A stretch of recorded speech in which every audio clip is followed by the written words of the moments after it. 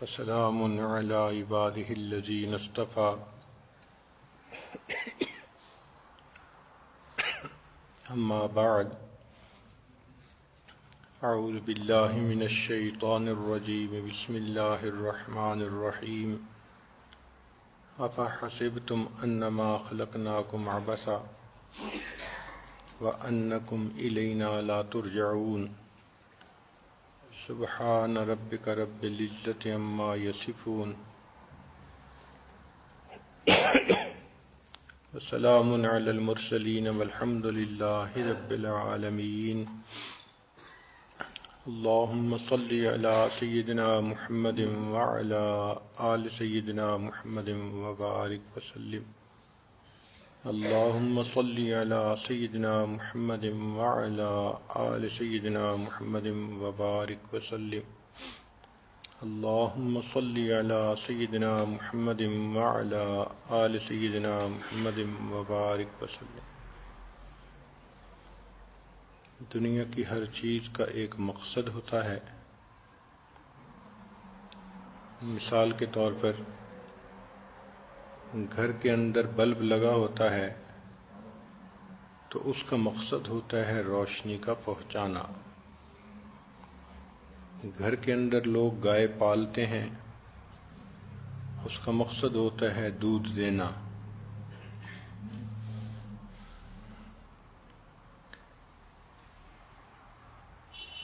گھر کے اندر انسان ایک پودا لگاتا ہے اور اس کا مقصد ہوتا ہے پھول دینا۔ تو ہر چیز کا کوئی نہ کوئی مقصد ہوتا ہے۔ اسی طرح انسان کی زندگی کا مقصد ہوتا ہے نیک اعمال کرنا۔ اللہ رب العزت نے انسان کو دنیا میں بھیجا ہی اسی لیے خلق الموت والحیات لیبلوکم ایکم احسن عملا۔ اللہ تعالیٰ ارشاد فرماتے ہیں کہ موت اور حیات کو پیدا کیا کہ یہ آزمائیں کہ تم میں سے کون اچھے عمل کرتا ہے۔ تو نیک اعمال کا کرنا یہ ہمارا مقصد زندگی ہے۔ اگر کوئی چیز اپنے مقصد کو پورا کرنا چھوڑ دے تو وہ بے قیمت ہو جاتی ہے، اور مقصد کو پورا کرتی رہے تو وہ قیمت والی رہتی ہے۔ اس کی مثال یوں سمجھیے کہ اگر گھر میں ایک بلب پڑا ہے تو باپ اپنے بچے کو اس کے قریب بھی نہیں جانے دیتا۔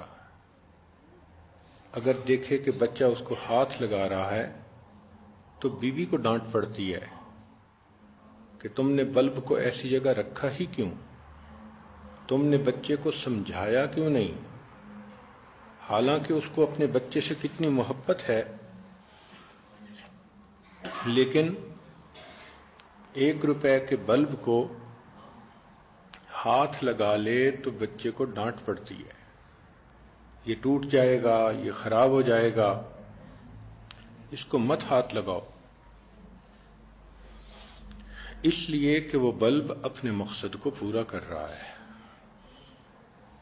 اسی طرح انسان نے گھر میں گائے پالی تو اس گائے کو چارہ بھی ڈال رہا ہے، نہلا بھی رہا ہے، اس گائے کا گوبر خود اٹھا رہا ہے، اس کو کبھی سردی میں اندر کمرے میں باندھتا ہے اور کبھی باہر لا کے باندھتا ہے۔ یہ اشرف المخلوقات ہو کر اس جانور کی خدمت میں لگا ہوا ہے، اس لیے کہ وہ جانور اپنے مقصد کو پورا کر رہا ہے۔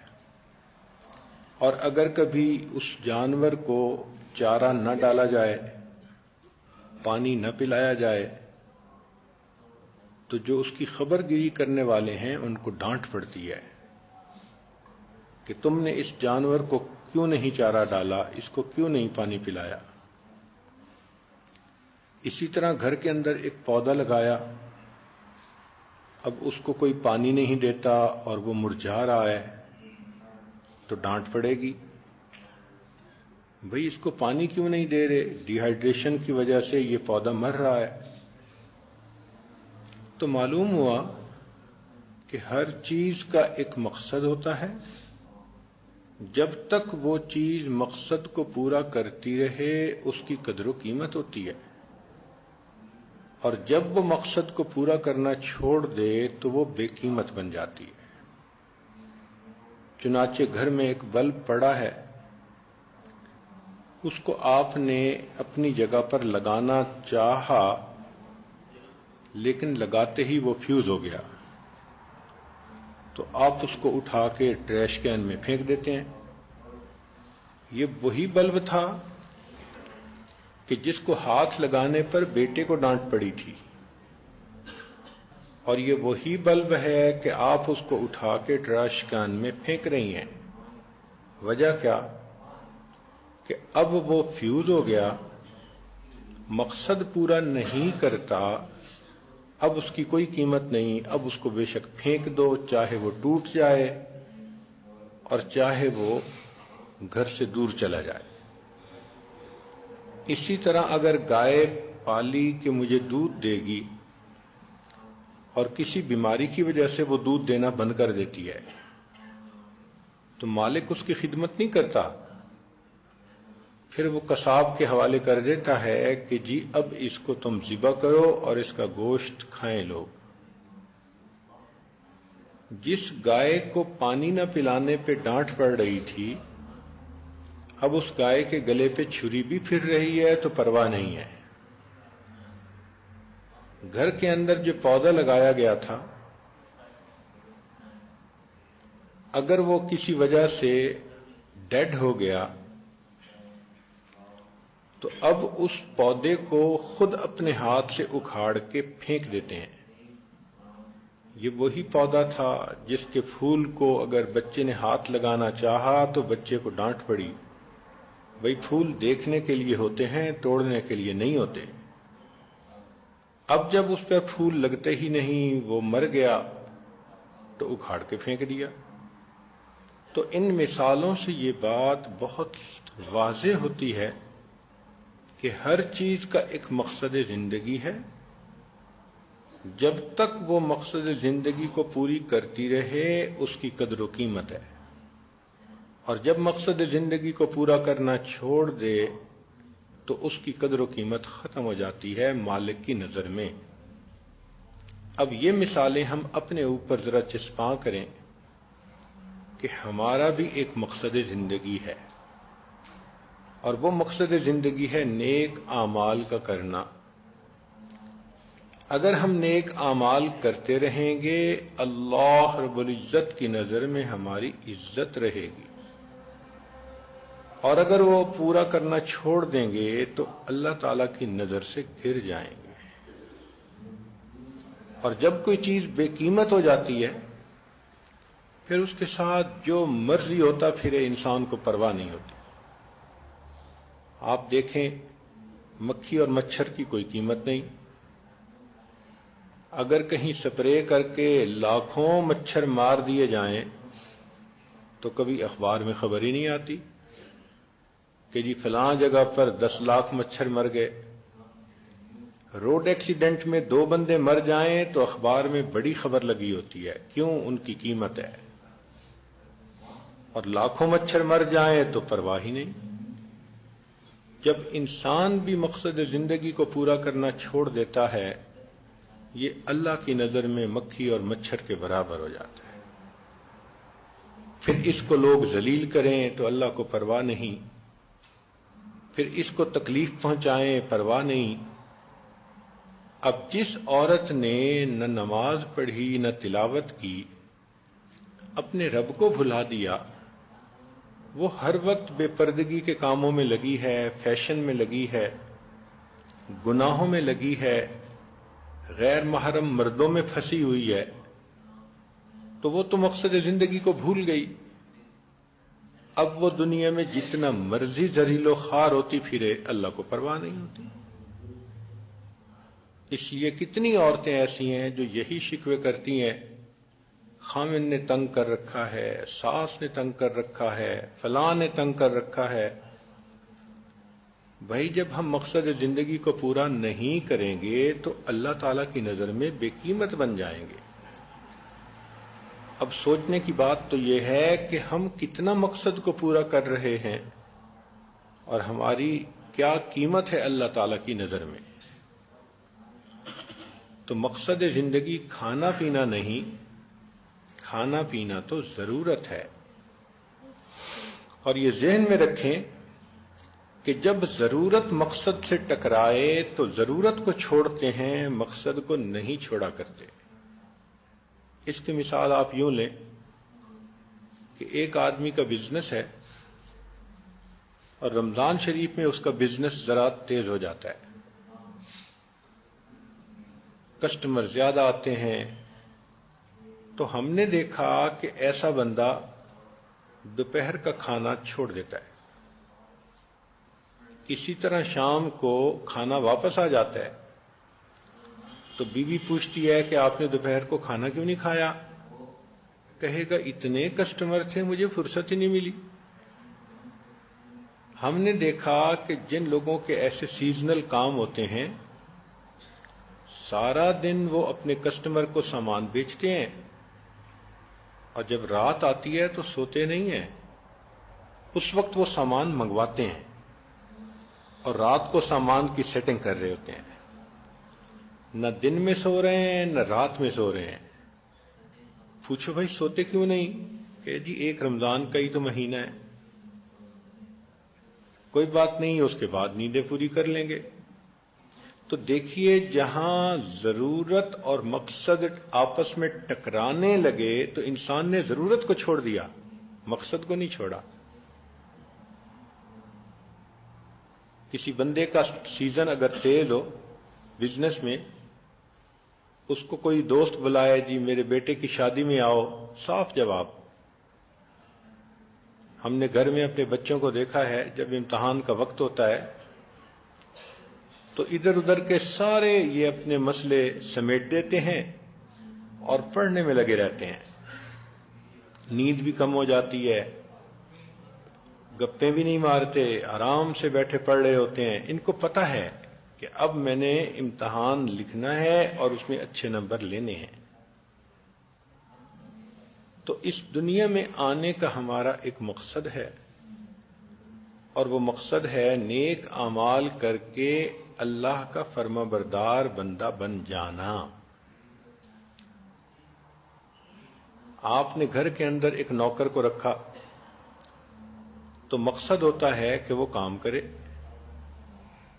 اب اگر وہ کام ہی نہیں کرتا، نہ وقت پہ آتا ہے اور وقت سے پہلے چلا بھی جاتا ہے اور بغیر بتائے چھٹیاں کر لیتا ہے اور کام بتاؤ تو کام ہوا نہیں ہوتا، تو آپ کبھی اس کو تنخواہ نہیں دیں گی اور کہیں نہیں رکھیں گی.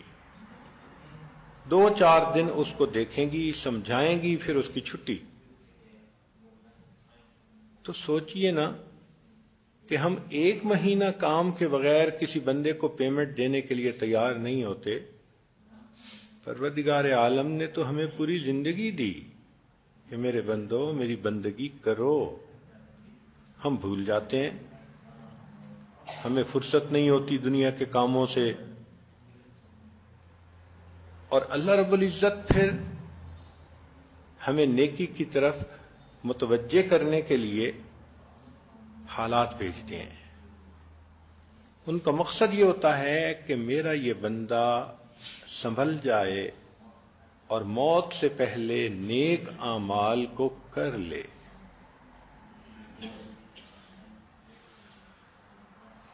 ایک اور انداز سے یہ بات سمجھیے کہ دنیا کے ہر ملک کی ایک کرنسی ہوتی ہے.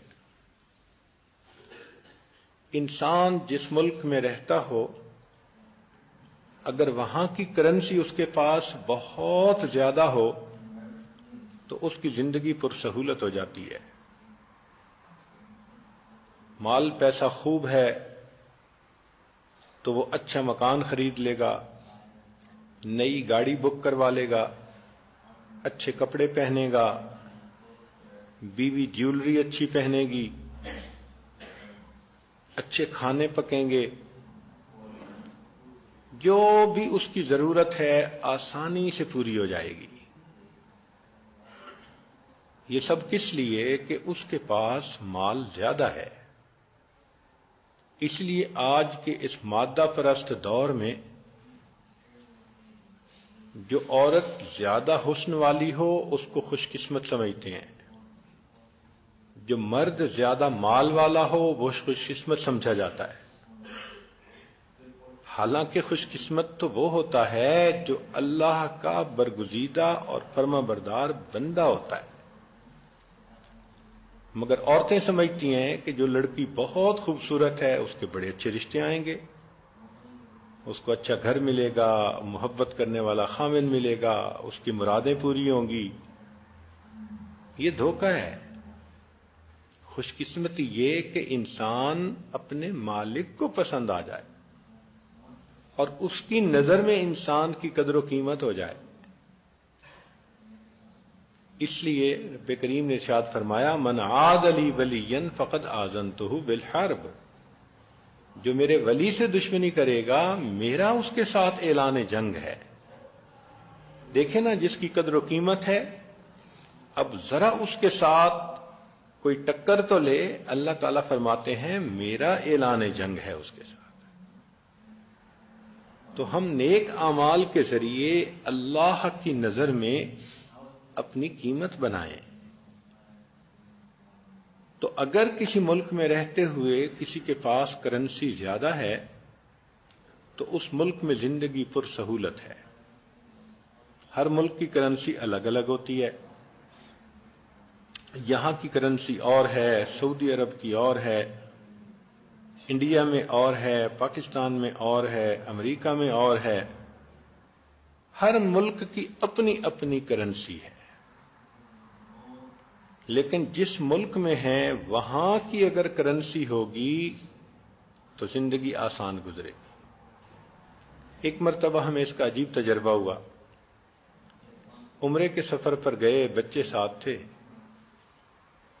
جب سعودی عرب ایئرپورٹ پر پہنچے تو چھوٹے بچے نے کسی چیز کا مطالبہ کیا، اس کے لیے کوئی چیز لینی پڑ گئی. اب ڈالر تو ہمارے پاس تھے، لیکن جس دکاندار کے پاس جاتے وہ کہتا مجھے ریال دو، اور جو ریال تبدیل کرنے والی جگہ تھی یا آفس تھا وہ بند ہو چکا تھا. ہم نے لوگوں سے پوچھا، انہوں نے کہا جی نماز کے لیے بند ہوا ہے، آپ کو آدھا گھنٹہ انتظار کرنا پڑے گا، وہ کھلے گا تو پھر آپ کرنسی کو تبدیل کروا لیجئے گا. اب بچہ رو رہا ہے، ڈالر ہاتھ میں ہیں، $100. ہم چاہتے ہیں کہ اس کو کھلا کروائیں مگر کھلا ہو نہیں سکتا، اور چیزیں بھی پڑی ہوئی ہیں اور دکاندار بھی موجود ہیں، مگر ہر دکاندار کہتا ہے جی مجھے ریال چاہیے. تو اس دن ہمیں یہ تجربہ ہوا کہ واقعی جس ملک میں ہو اس کی کرنسی کا ہونا ضروری ہے. اگر نہ ہوگی تو کوئی چیز نہیں ملتی. تو جب مختلف ملکوں کی اپنی اپنی کرنسیاں ہیں اور جس ملک کی کرنسی انسان کے پاس ہو وہاں زندگی پرسہولت، اور اگر وہ نہ ہو تو انسان کو مصیبتیں اور مشکلیں، تو یہ بات ذہن نشین کر لیجئے کہ آخرت کی زندگی کی کرنسی نیکیاں ہیں. چنانچہ جو انسان خوب نیکیاں کما کر آخرت میں جائے گا وہ آخرت کا ملینر اور بلینر ہوگا. اس کے لیے قبر میں بھی جنت کا باغ، اس کے لیے قیامت کے دن بھی عرش کا سایہ، پل صراط بھی تیزی کے ساتھ پار، اور جنت کے بھی سارے دروازے کھولیں گے. جس دروازے سے چاہے وہ اندر داخل ہو جائے. تو دیکھیے یہ کیسا خوش نصیب انسان ہے. لوگوں کے لیے قیامت کا دن ہزاروں سال لمبا، اور اس نیک بندے کے لیے فجر کی سنتوں کے برابر. اور عائشہ صدیقہ رضی اللہ تعالی عنہا فرمایا کرتی تھیں کہ نبی علیہ الصلوۃ والسلام کی سب سے مختصر نماز فجر کی سنتیں ہوتی تھیں. بہت ہلکی پڑھتے تھے، تو فجر کی 2 سنتوں کے بقدر قیامت کا دن ہوگا، اس لیے کہ ان کے پاس کرنسی ہے، اور یہ جنت میں جائیں گے تو پھر ان کو اونچے سے اونچے درجات بھی ملیں گے. کہا جائے گا تو حافظ قرآن ہے، اقرا ورتل کما کنت ترتل فی الدنیا، ایک ایک آیت کو پڑھتا جا اور جنت کا ایک ایک درجہ چڑھتا جا. یہ کیسا خوش نصیب انسان ہوگا کہ قرآن مجید کی ایک ایک آیت کو یاد کرنے پر اس کو ایک ایک درجہ اونچا نصیب ہوگا، اور نبی علیہ الصلوۃ والسلام کے نیبرہڈ میں اس کو جگہ مل جائے گی. یہ ہے خوش نصیبی اور یہ ہے خوش بختی. اور جس بندے کے پاس نیکیاں نہیں ہوں گی تو وہ بندہ قیامت کے دن بلکہ قبر سے ہی پریشان. قبر جہنم کا گڑھا، اور اٹھے گا تو قیامت کے دن گناہوں کے بقدر پسینہ، کوئی کمر تک پسینے میں شرابور، کوئی اپنے گلے تک پسینے میں شرابور. اور جیسے کوئی چیز جلتی ہے، آپ آلو ابالیں تو جس طرح آلو پانی کے اندر خوب ہیٹ اپ ہو رہا ہوتا ہے، ایسے انسان اپنے پسینے میں ہیٹ اپ ہو رہا ہوگا. ذرا سوچئے تو صحیح، ذرا سا پسینہ آئے تو آج عورتوں سے وہ وقت گرمی برداشت نہیں ہوتی، کچن میں کام کریں تو چولہے کے قریب کام کرنے سے پسینہ ہوتا ہے، تو ہم نے دیکھا لوگ کچن میں بھی ایئر کنڈیشنر لگواتے ہیں. تو دنیا کی تھوڑی دیر کی گرمی اگر برداشت نہیں ہوتی تو جہنم کی گرمی کہاں برداشت ہوگی. آج کسی کے گھر میں پیسے نہ ہوں، وہ عورت اتنی پریشان ہوتی ہے، مجھے بچوں کے لیے چیز لینی تھی، مجھے خامد خرچہ نہیں دیتا، میں بھیک مانگتی ہوں، دھکے کھاتی ہوں. بھائی اگر دنیا میں پیسے نہیں اور اتنا ذلیل ہونا پڑتا ہے تو اگر آخرت میں نیکیاں نہیں ہوں گی تو پھر کتنا ذلیل ہونا پڑے گا. ایک نیکی انسان مانگنے کی کوشش کرے گا اور کوئی نہیں دے گا. یوم یفر المرء من اخیہ و امہ و ابیہ و صاحبتہ و بنیہ. ایک بندے کے پاس ایک نیکی کم ہوگی، وہ بھائی سے مانگے گا، بیوی سے مانگے گا، ماں سے مانگے گا. ماں اس کو ایک نیکی نہیں دے گی. اللہ رب العزت کا قرآن گواہی دے رہا ہے. وہ کہے گا ماں میں آپ کا بیٹا ہوں، اتنی محبت کے آپ دعوے کرتی تھیں اور دھوپ میں مجھے کھڑا ہوتا دیکھ نہیں سکتی تھیں. اماں مجھے ایک نیکی کی ضرورت ہے. مگر اس دن کی ہیبت اتنی ہوگی کہ ماں اپنے بیٹے کو ایک نیکی دینے سے انکار کر دے گی. وہ خامن جو اتنی محبتوں کا اظہار کرتا تھا، قربان ہوتا تھا، خرچ کرتا تھا، کہتا تھا اشارہ تو کرو، لب تو ہلاؤ، جو اس طرح مرادیں پوری کرتا تھا، قیامت کے دن بیوی ایک نیکی مانگے گی، خامد ایک نیکی نہیں دے گا. تو جب اپنے بھی بیگانے بن جائیں گے اور کوئی کسی کے کام نہیں آئے گا تو آج انسان ان کی خاطر کیوں برے اعمال کرتا ہے اور نیک اعمال کو چھوڑتا ہے. آپ غور کریں، چھوٹی چھوٹی باتوں پہ ہم نماز چھوڑ دیتے ہیں. وہ جی مہمان آ گئے تھے، میں مصروف ہو گئی تھی. وہ جی بس مجھے یاد نہیں رہا، نماز کا وقت نکل گیا. یہ کوئی باتیں ہیں؟ جب مقصد زندگی ہے اللہ کی عبادت کرنا تو مقصد کو ہم کیوں نہیں پورا کر رہے؟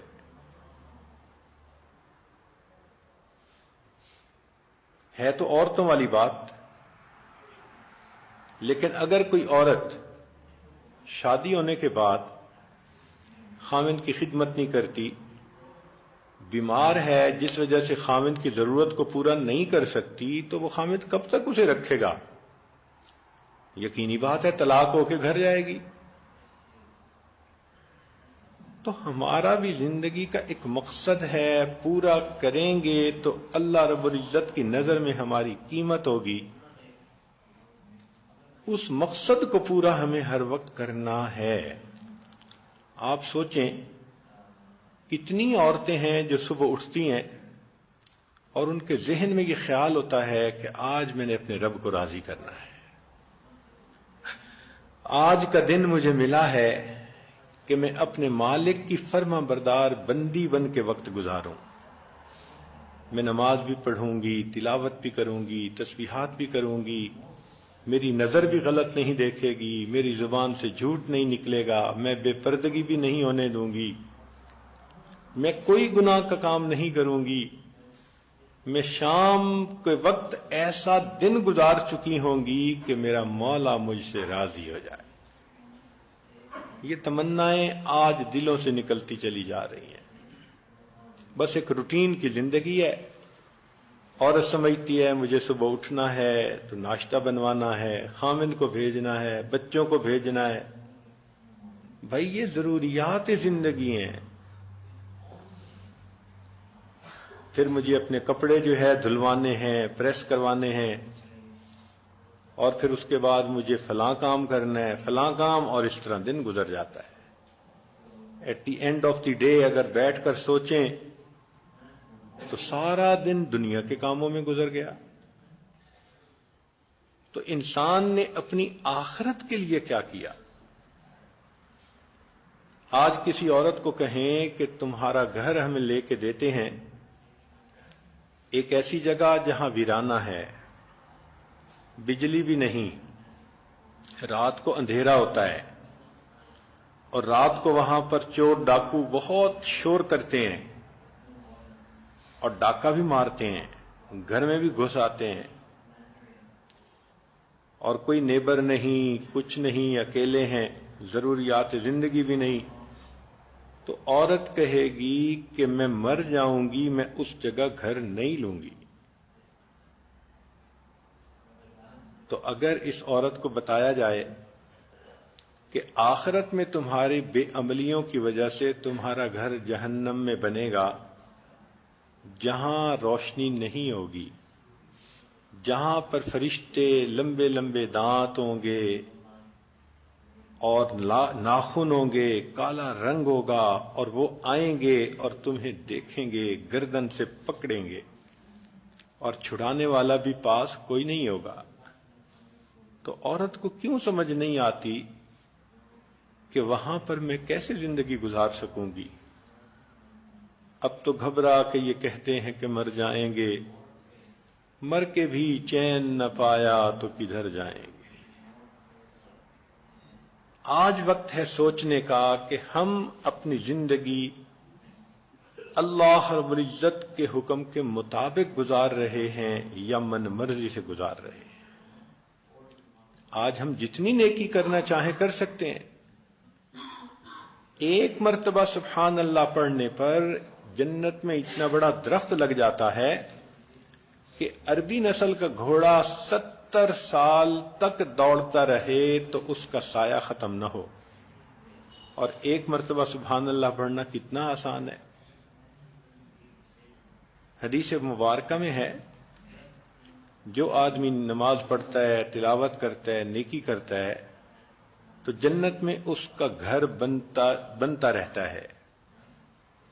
پھر ایک وقت آتا ہے کہ فرشتے اس کا گھر بنانا روک دیتے ہیں، تو دوسرے فرشتے پوچھتے ہیں بھئی گھر بنانا کیوں روک دیا؟ تو وہ کہتے ہیں کہ جی پیچھے سے میٹیریل آنا بند ہو گیا۔ تو جب انسان نیکی کرنا ختم کر دیتا ہے تو گھر کا میٹیریل بھی ختم ہو جاتا ہے۔ اب خوش نصیب تو وہی عورت ہے نا جو دنیا میں رہتے ہوئے آخرت میں بہترین گھر بنوا لے، جو اللہ رب العزت کی نظر میں اپنا مقام پیدا کر لے۔ ہم اگر سوچیں تو ہماری زندگی کا ایک ایک لمحہ قیمتی ہے۔ ایک ایک منٹ قیمتی ہے. اس لیے مشائخ نے فرمایا الوقت من ذهب و فضہ کہ یہ وقت سونا اور چاندی ہے. الوقت هو الحیات، وقت کا نام ہی زندگی ہے. اور ہم اپنی زندگی کا وقت کتنا بیکار چیزوں میں ضائع کرتے رہتے ہیں، بیکار باتوں میں وقت ضائع کر دیتے ہیں.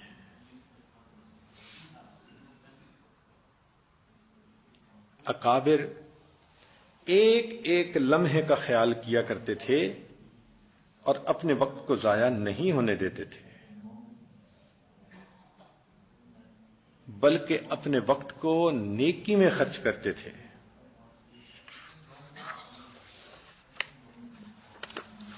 نبی علیہ الصلوۃ والسلام نے ارشاد فرمایا دو نعمتیں ہیں جن میں انسان اکثر دھوکہ کھا لیتے ہیں، الصحہ والفراغ، صحت اور فرصت. صحت ہوتی ہے تو اس کی بھی قدر نہیں کرتے، اور اگر فرصت ہوتی ہے تو اس کی بھی قدر نہیں کرتے. صحت ہوتی ہے تو پھر نیک اعمال میں آگے نہیں بڑھتے. ہم نے ایک آدمی کو دیکھا کہ مسجد میں بیٹھا رو رہا ہے. پوچھا کیا ہوا؟ کہنے لگا کہ جب جوانی تھی تو مسجد کا دھیان نہیں تھا، اب ریٹائرمنٹ کے بعد مسجد میں آنا شروع ہوا تو آنکھوں پہ موتیا بند آ گیا، جس وجہ سے اب بینائی چلی گئی. میں چاہوں بھی صحیح میں قرآن نہیں پڑھ سکتا. رو اس لیے رہا ہوں کہ کاش میں نے کچھ چھوٹی چھوٹی صورتیں یاد کی ہوتی تو آج ویسے زبانی ہی بیٹھ کے اللہ کا قرآن پڑھ لیتا.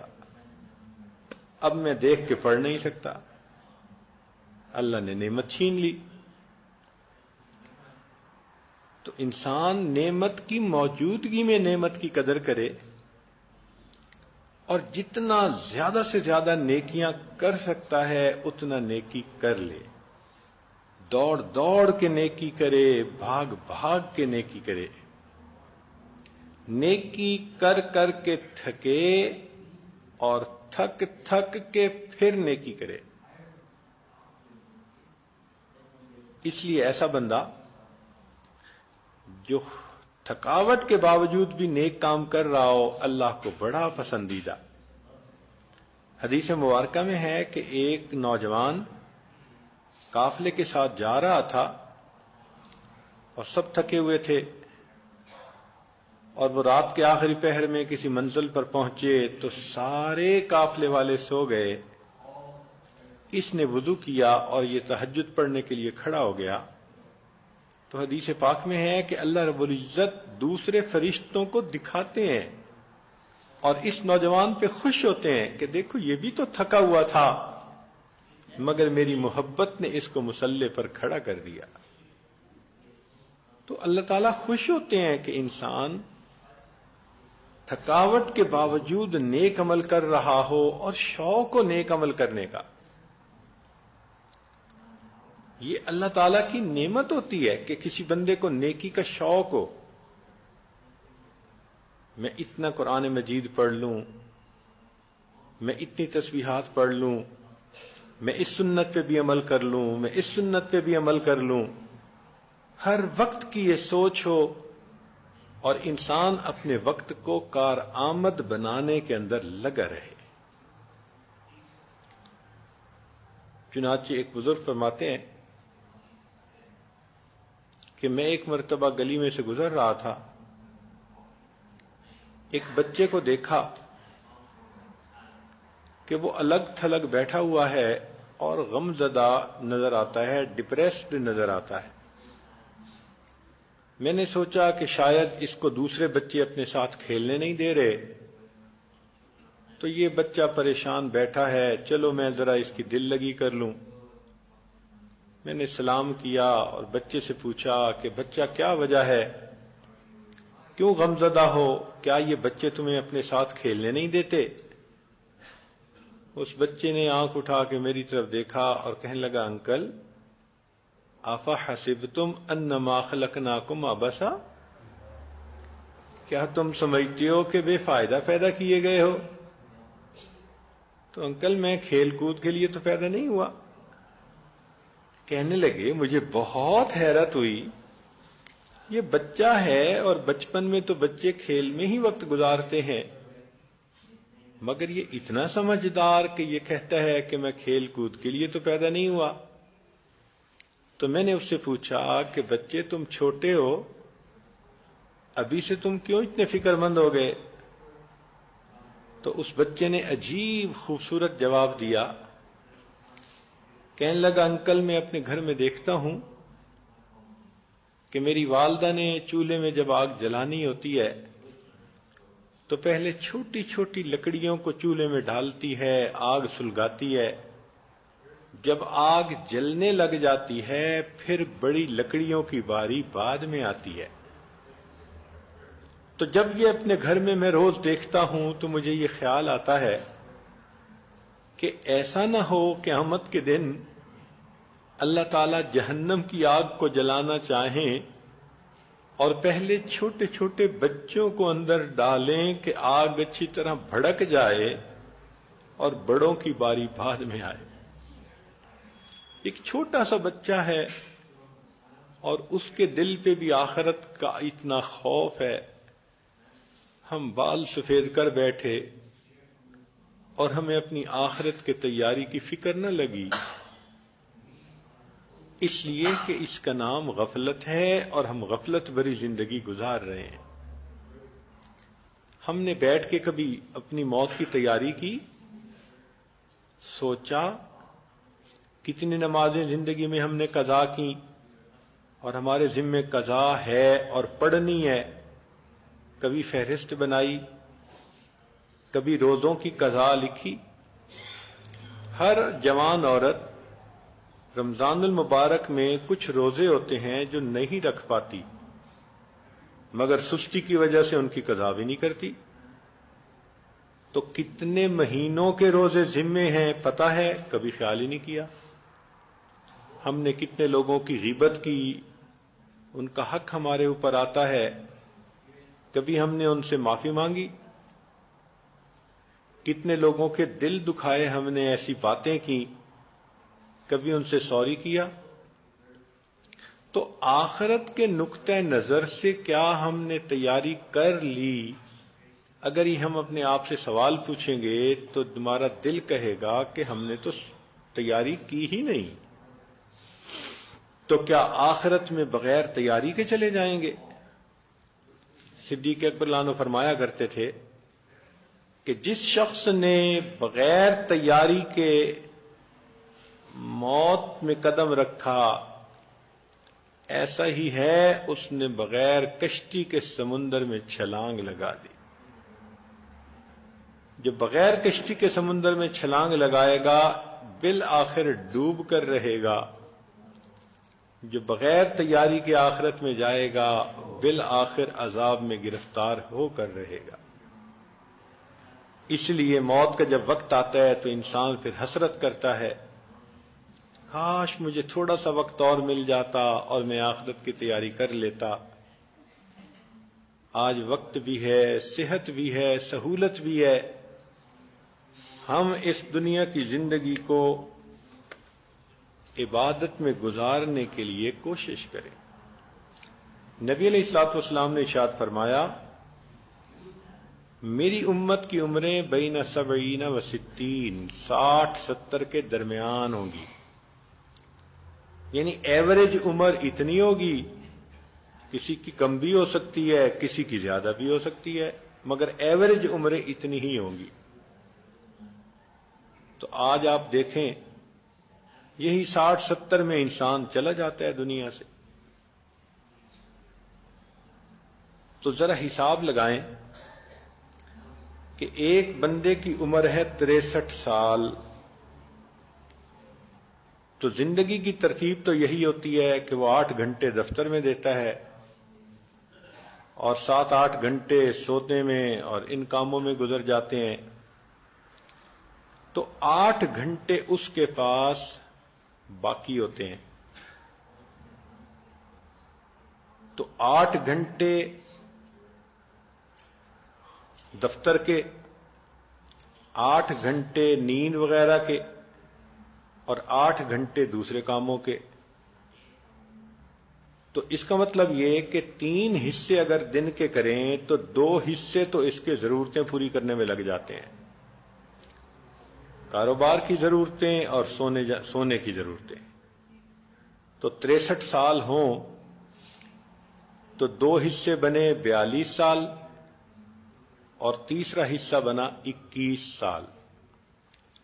تو 63 سال جس کی زندگی ہے اس نے 42 سال تو یا کاروبار میں لگا دیے یا سونے میں لگا دیے، باقی بچے زندگی کے 21 سال. اب ان 21 سالوں میں سے زندگی کے پہلے 13 سال جو جوان نہیں ہوتا اور نامہ اعمال میں اس کے حساب شروع نہیں ہوتا وہ نکالیں تو باقی رہیں گے 8 سال 9 سال. اب اس 8-9 سال میں کھانا بھی ہے، پینا بھی ہے، بیوی بچوں کے ساتھ بھی وقت گزارنا ہے. تو اگر تیسرا حصہ نکال لیں تو 3 سال باقی رہ گئے. اس کا مطلب یہ کہ 63 سال جس کی زندگی ہے اس کی عبادت کا وقت اس میں صرف 3 سال ہے. باقی وقت دنیا کی ضرورتیں، دنیا کے کام اور دنیا کے جھگڑے. کتنا تھوڑا وقت ہے اللہ کی عبادت کے لیے جو ہم نکالتے ہیں. حق تو یہ چاہیے تھا کہ اس سے زیادہ وقت ہم لگاتے، اس لیے کہ آئے ہی عبادت کرنے کے لیے ہیں. اسی لیے اس کی ایک نشانی یہ کہ بہت ساری عورتوں کے رمضان شریف میں معمولات اچھے ہو جاتے ہیں، نمازیں بھی پڑھتی ہیں، تلاوت بھی کرتی ہیں، تسبیحات بھی پڑھتی ہیں، درود شریف بھی پڑھ رہی ہیں، کلمہ بھی پڑھ رہی ہیں، گناہوں سے بھی بچ رہی ہیں. تو بھئی رمضان میں اگر اللہ نے ایسی اچھی ترتیب بنوا دی تو بغیر رمضان کے بھی تو زندگی وہی ہونی چاہیے. لیکن بغیر رمضان کے تو 5 نمازیں پڑھنی بھی مشکل ہوتی ہیں. تو جن لوگوں نے زندگی کی قدر کو پہچانا انہوں نے تو یہاں تک کہا کہ الدنیا یوم ولنا فیہا صوم، پوری دنیا ایک دن ہے اور اس ایک دن میں ہم نے روزہ رکھا ہوا ہے.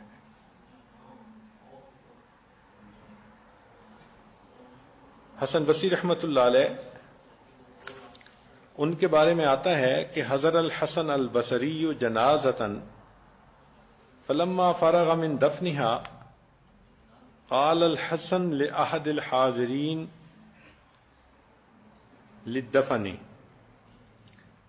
جب جنازے کو دفن کر کے فارغ ہوئے تو حسن بصری رحمت اللہ علیہ نے دفن کرنے والے لوگوں سے یہ گفتگو کی. بندے کو کہا اتظن ان ھذا المیت یود الآن ان یعود الی الدنیا لیزداد من الاعمال من الذکر والطاعت ویستغفر اللہ لذنوبہ، کیا تم گمان کرتے ہو کہ اس میت کو یہ تمنا ہوگی کہ یہ تھوڑی دیر کے لیے زندہ ہو جاتا تو یہ نیک اعمال کرتا، اللہ کا ذکر کرتا، گناہوں پہ استغفار کر لیتا؟ فقال الرجل نعم، بندے نے جواب دیا کہ ہاں. فقال الحسن فما لنا لا نکون کہذا المیت، ہمیں کیا ہو گیا، ہم اس میت کی مانند بھی نہیں بن سکتے کہ ہم دل میں تمنا کریں ہم اور 2 رکعت پڑھ لیں، کچھ اور اللہ کا ذکر کر لیں، کچھ اپنے گناہوں کی اور معافی مانگ لیں. تو ہم تو میت کی مانند بھی نہ بنے. تو غفلت میں پڑا ہوا انسان تو اپنی زندگی کو ضائع کر رہا ہوتا ہے. یہ تھوڑی سی زندگی کا وقت اللہ رب العزت نے دیا تو ہمیں چاہیے کہ ہم اس میں نیک اعمال کریں.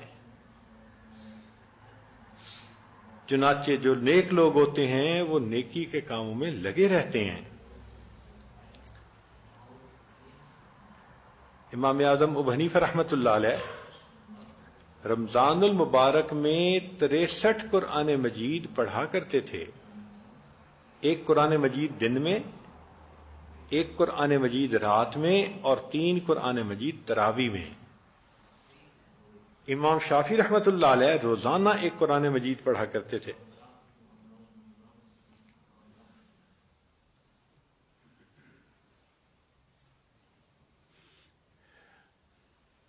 امام احمد بن حنبل رحمۃ اللہ علیہ کے حالات زندگی میں لکھا ہے کہ علمی کام میں سارا دن مصروف رہتے تھے، اس کے باوجود 300 رکعت نفل روزانہ پڑھا کرتے تھے.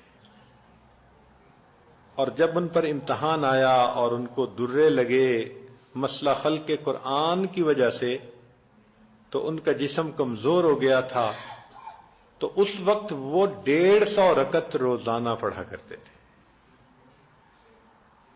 ہے کوئی عورت جو 50 رکعت روزانہ پڑھتی ہو؟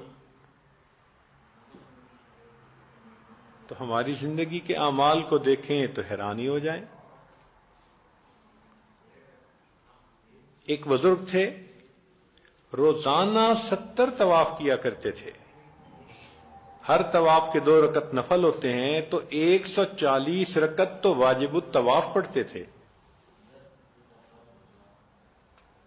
یہ لوگ کیسے اتنے اعمال کر لیتے تھے؟ ان کو فکر لگی ہوتی تھی تو وہ ہر وقت نیک اعمال کرنے میں مشغول ہوا کرتے تھے. وہ زندگی کے وقت کو ضائع نہیں کرتے تھے. اگر عورتیں یہ سوچیں کہ یہ تو پہلے زمانے کے لوگ تھے، فارغ تھے، فرصت تھی، آج کل کہاں اتنا وقت ہے، تو ابھی اسی رمضان کی بات ہے، ایک نوجوان نے بتایا کہ میرا روزانہ ایک قرآن مجید مکمل کرنے کا معمول ہے. اس وقت میں بھی، آج کے دور میں بھی ایسے نوجوان ہیں جو روزانہ ایک قرآن مجید مکمل پڑھ رہے ہیں. کوئی بتاتا ہے کہ 10,000 مرتبہ روزانہ کلمہ پڑھتا ہوں، کوئی بتاتا ہے کہ میں 20,000 دفعہ کلمہ پڑھتا ہوں. ایک خاتون نیک ہیں، کہنے لگی حضرت میرے پاس بہت وقت ہے، بتائیں میں کیا پڑھوں؟ تو اس عاجز نے کہا کہ 7,000 دفعہ کلمہ پڑھیں. پھر اس نے فون کیا کہ جی وقت ہے اور کیا کروں؟ میں نے کہا 10,000 دفعہ پڑھیں. پھر فون کیا جی اور بھی وقت ہے. میں نے کہا کہ اچھا 21,000 مرتبہ پڑھیں. اس اللہ کی بندی نے پھر فون کیا کہ جی میرے پاس بہت وقت ہے، اب بچوں کی شادیاں ہو گئیں، میں فارغ ہوتی ہوں، خاوند چلا جاتا ہے دفتر میں، میرے پاس بہت فرصت ہے، حضرت مجھے بتائیں. ہم نے کہا زیادہ کر لو. اللہ کی شان کہ اس نے فون کیا کہ حضرت میں روزانہ 40,000 مرتبہ کلمہ شریف پڑھتی ہوں.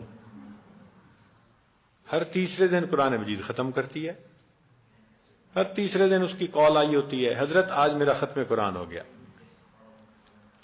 تو ایسی بھی تو عورتیں آج کے دور میں ہیں جو روزانہ 40,000 مرتبہ کلمہ پڑھ رہی ہیں اور ہر تیسرے دن قرآن پاک ختم کر رہی ہیں. اس مجمع میں کتنی عورتیں ہیں جن کو اللہ نے صحت بھی دی، جوانی بھی دی، وقت بھی دیا، فرصت بھی دی، مگر کس کا معمول ہے ایسا؟ ہم لوگ 15 دن میں جاتے ہیں، 1 دفعہ عمرہ کرتے ہیں یا 2 دفعہ عمرہ کرتے ہیں. ہمارے ایک ساتھی ہیں نوجوان، وہ مسجد نبوی میں کام کرتے ہیں اور ان کو ہفتے کے بعد ایک چھٹی ہوتی ہے. تو جس دن چھٹی ہوتی ہے وہ بس میں سفر کرتے ہیں مدینہ طیبہ سے مکہ مکرمہ، احرام باندھ کے جاتے ہیں اور ایک دن میں 3 مرتبہ عمرہ کرتے ہیں. ایک دفعہ عمرہ کیا، مکمل ہو گئے اعمال، پھر دوسری دفعہ احرام باندھ کے عمرہ کیا، پھر مکمل کیا، بال کٹوائے، پھر تیسری دفعہ احرام باندھ کے عمرہ کیا. 3 دفعہ عمرہ کر کے وہ پھر بس پہ بیٹھتے ہیں اور واپس آ کر سیدھا اپنی ڈیوٹی کرتے ہیں. تمہیں سن کے خوش ہوا کہ دیکھو ہماری حالت، دیکھو کہ 15 دن میں ایک عمرہ، اور اس نوجوان کا شوق دیکھو کہ ڈیوٹی سے آیا اور آیا بھی بس میں، اور 3 عمرے ایک دن میں کر کے پھر بس میں واپس جا کر پھر اپنی ڈیوٹی کی. تو جن کو فکر لگ جاتی ہے وہ پھر اپنی زندگی کے وقت کو اس طرح کماتے ہیں. گل سادی ہے میلا گھڑی دے، رتاں آندیاں جاندیاں رہندیاں نے، کرما والیاں او جیڑیاں رکھ لا کے مڑ چھاویں بہندیاں نے.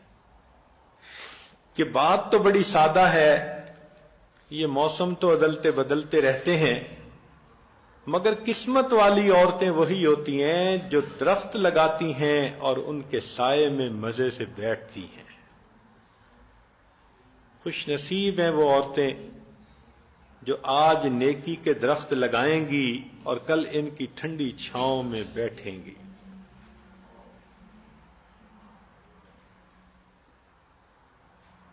ہم میں سے کس کو پتا کہ کتنی مہلت باقی ہے؟ کتنے لوگ پچھلے رمضان میں زندہ تھے، اس رمضان میں موجود نہیں، اور کتنے ہم میں سے اس رمضان میں زندہ ہیں اور ان کی زندگی میں اگلا رمضان نہیں ہوگا.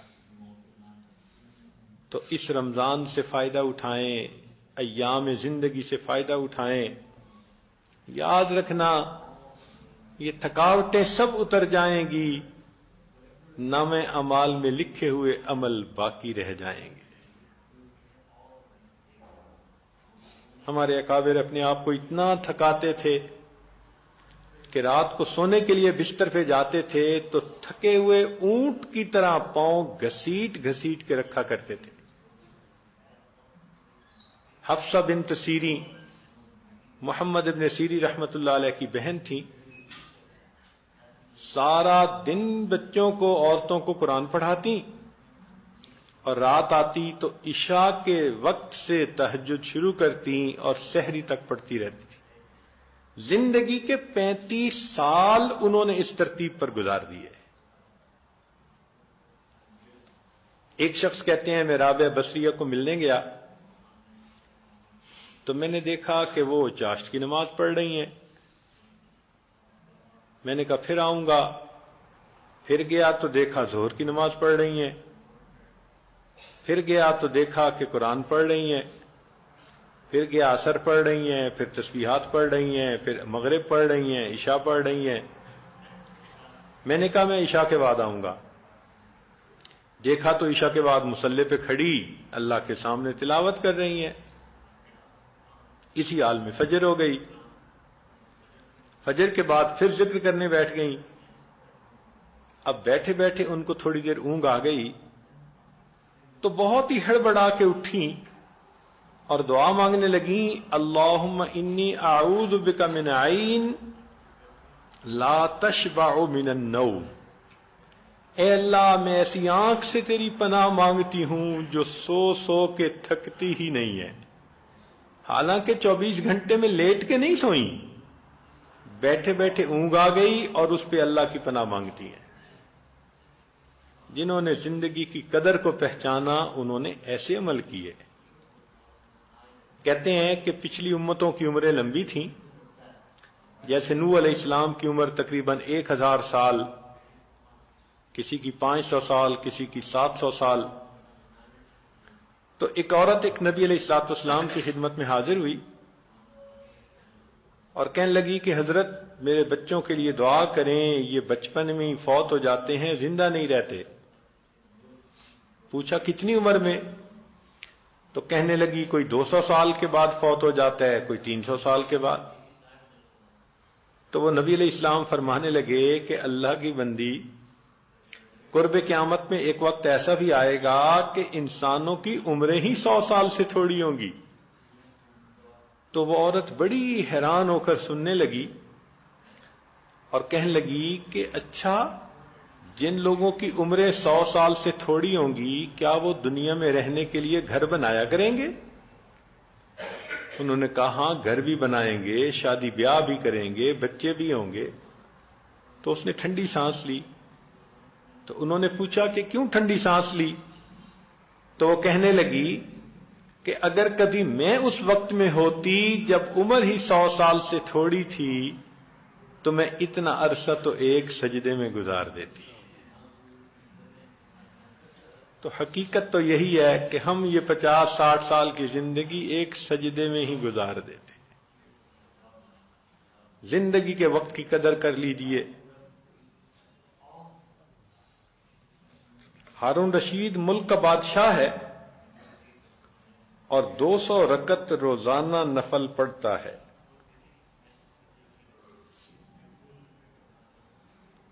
چنانچہ ایک واقعہ سنا کے بات کو یہ عاجز مکمل کرتا ہے۔ ایک شخص کہتے ہیں میں ایک باندی کو لے کے آیا تو میں نے دیکھا کہ وہ سارا دن گھر کے کام کرتی رہتی ہے۔ عشاء کے بعد مجھ سے آ کے پوچھتی ہے جی کوئی کام، میری ضرورت؟ میں کہتا ہوں نہیں۔ تو وہ وضو کر کے مصلی پہ آ جاتی اور پوری رات اللہ کے سامنے رکوع اور سجود میں گزار دیتی۔ کئی دن اسی طرح ہوتا رہا۔ ایک دن میں نے اسے کہا کہ میرا بستر بنا دو۔ اس نے بستر بنا دیا اور مجھ سے سوال کرنے لگی کہ جی آپ کا بھی کوئی آقا ہے؟ جیسے میرے آقا آپ ہیں اور جو آپ کہتے ہیں میں وہی کام کرتی ہوں، تو کیا آپ کے بھی کوئی آقا ہیں؟ تو کہنے لگے کہ اس کی بات نے میرے من کو جگا دیا کہ واقعی میرا بھی تو آقا ہے، مجھے بھی تو اس کو راضی کرنے کے لیے کچھ کرنا چاہیے۔ یہ عورت اگر مجھے خوش کرنے کے لیے بھاگ بھاگ کے کام کرتی ہے تو مجھے بھی تو اپنے رب کو راضی کرنے کے لیے بھاگ بھاگ کے نیکیاں کرنی چاہیے۔ کہنے لگے رات کو پھر میری آنکھ کھلی تو میں نے دیکھا کہ وہ عورت دعا مانگ رہی ہے، اللہ آپ کو مجھ سے محبت رکھنے کی قسم۔ تو میں نے اسے کہا کہ اے لڑکی دعا یوں نہیں مانگو، بلکہ یوں مانگو اللہ مجھے آپ سے محبت رکھنے کی قسم۔ تو اس پر وہ کہنے لگی کہ دیکھیں اگر اللہ مجھ سے محبت نہ کرتے تو مجھے یوں راتوں کو نہ جگاتے اور آپ کو یوں میٹھی نیند نہ سلاتے۔ تو اس عورت کی بات ذہن میں رکھیں کہ اگر اللہ کو محبت ہوتی ہے اللہ بندے کو راتوں کو جگاتا ہے۔ عورتیں تو اس بات کو اچھی طرح سمجھتی ہیں۔ خاوند کو بیوی سے محبت ہوتی ہے، وہ بیوی کو وقت دیتا ہے، راتوں کو جگاتا ہے، وقت لیتا ہے۔ تو اگر اللہ رب العزت سے ہمیں محبت ہے تو کیا اللہ تعالی ہمیں تہجد میں جگاتے ہیں؟ آج کی عورت کو شکوہ یہی ہوتا ہے جی خاوند وقت پہ نہیں آتا، ہمیں وقت نہیں دیتا۔ تو بھائی اگر اللہ رب العزت ہم سے محبت کرتے تو وہ بھی تو ہمیں مصلی پہ بٹھاتے، وہ بھی تو ہمیں تہجد میں جگاتے۔ نہ مصلی پہ بیٹھنے کی توفیق، نہ تہجد کی توفیق، تو اس کا مطلب تو یہی ہے نا کہ ابھی محبت کا وہ درجہ حاصل نہیں ہوا۔ اس لیے تو یہ عاجز عرض کرتا ہے کہ یہ کبھی نہ سوچیں کہ میں تہجد نہیں پڑھتی، بلکہ یہ سوچیں کہ میرا یہ تعلق کمزور اتنا ہے کہ اللہ تہجد کے وقت میں میری شکل دیکھنا پسند ہی نہیں کرتے۔ فرشتے بھیج کے سلا دیتے ہیں۔ حدیث پاک میں آتا ہے کہ اللہ تعالیٰ جن کو نہیں چاہتے یہ تہجد پڑھیں فرشتوں کو بھیجتے ہیں تھپکی دے کے سلا دو، میں نہیں چاہتا، یہ میرے مقبول بندوں کے جاگنے کا وقت ہے، میں ان کو مصلی پہ کھڑے ہوتے نہیں دیکھنا چاہتا۔ تو یہ نہیں کہ ہم تہجد نہیں پڑھتے، ہمیں جاگنے ہی نہیں دیا جاتا۔ آج وقت ہے اپنے گناہوں پہ نادم ہو کر، شرمندہ ہو کر اپنے وقت کو عبادت میں لگائیں۔ ہر محب محبوب کے ساتھ تنہائی میں وقت گزارتا ہے، کیا ہم اپنے اللہ کے ساتھ تنہائی میں وقت گزارتے ہیں؟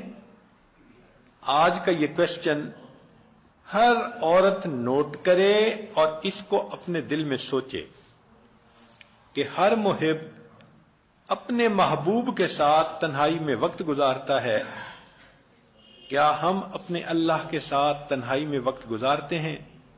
تلاوت کرتے نظر آئیں، تسبیح پڑھتے نظر آئیں، مصلی پہ بیٹھے نظر آئیں، صرف رمضان کی بات نہیں ہے، پوری زندگی کی ترتیب ایسی ہو۔ کتنا وقت ہم مصلی پہ گزارتے ہیں؟ اور اگر بس آئے، نماز پڑھی اور نفل بھی چھوڑ دیے اور اٹھ کے بھاگے، تو اس کا مطلب کہ مصلی سے وحشت ہے، محبت نہیں ہے۔ تو آج وقت ہے ہم زندگی کے اوقات کو غنیمت سمجھتے ہوئے اپنے رب سے گناہوں کی معافی مانگیں، نیک اعمال کی کوشش کریں۔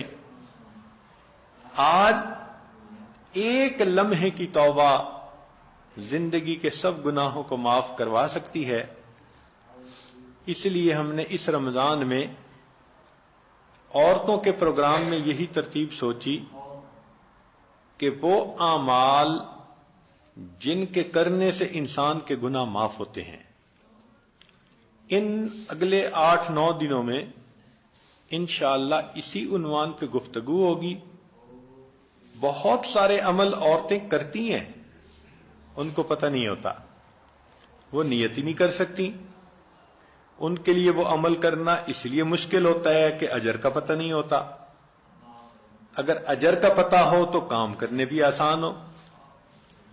تو روزانہ ایسے کام جن کے کرنے سے انسان کے گناہ معاف ہوتے ہیں، اگلے ان تمام دنوں میں اسی کے اوپر گفتگو ہوگی، اور آپ یہ ذہن بنا کے آئیں کہ ہم نے ان کاموں کو نوٹ کرنا ہے اور ان کاموں کو مستقل کرنا ہے، تاکہ جو غلطیاں کوتاہیاں ہیں وہ ادھر معاف ہو جائیں اور قیامت کی ندامت سے ہم بچ جائیں۔ اللہ تعالی ہمیں گناہوں سے پاکیزہ زندگی گزارنے کی توفیق عطا فرمائے۔